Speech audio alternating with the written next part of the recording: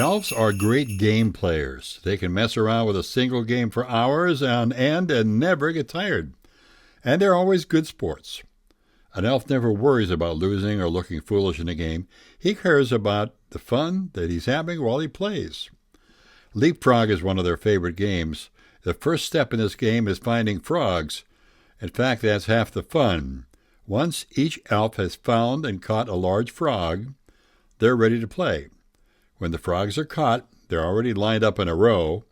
Then, with a running start, the elves leap over one after another. The frogs are caught when they eat a winkety fly that's been attached to a stake.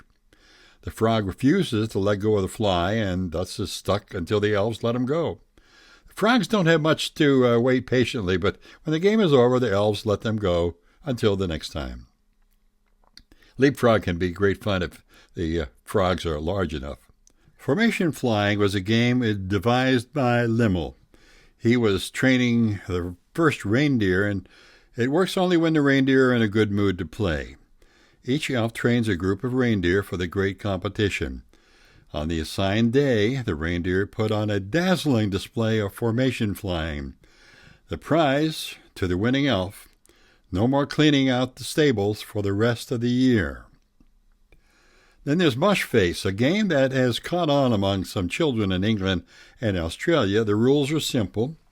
While the elves are eating, suddenly someone yells, "Mush Face!"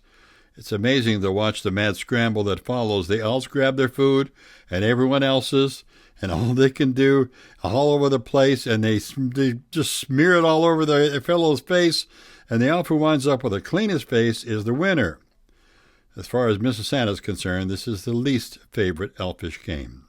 Elves play hide-and-seek just the way everyone else does, except that they can hide anywhere. Raffle, for instance, was found in New Zealand under a garbage can 14 weeks after the game started. And Fringle once hid so well, he had to go into hibernation in Mexico. The other players found him that following June. Big Ball, no one's sure who invented this game, but once the idea gets out, it surely was spread from pole to pole. In Big Ball, the first elf, usually selected by drawing sticks, the one with the short stick has first go, climbs into the ball. Then the other elves seal it. Don't worry, there's plenty of air inside. Once the elf is comfortable in the ball, his companions start to roll it around. They roll it over snowbanks, across the garden, down icy hills.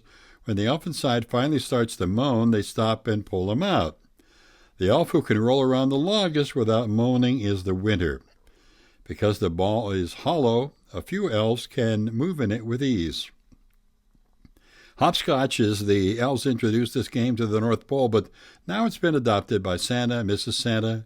Santa first played the game in the late 1700s and beat even the best elves. Then Mrs. Santa played with him and won. Pretty soon, it turned into a real contest to see who could win the most at hopscotch.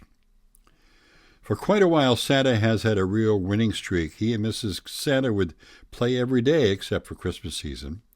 And Santa won 1,329 times in a row.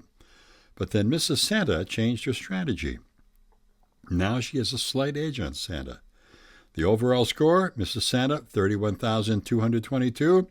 Santa, 30,961.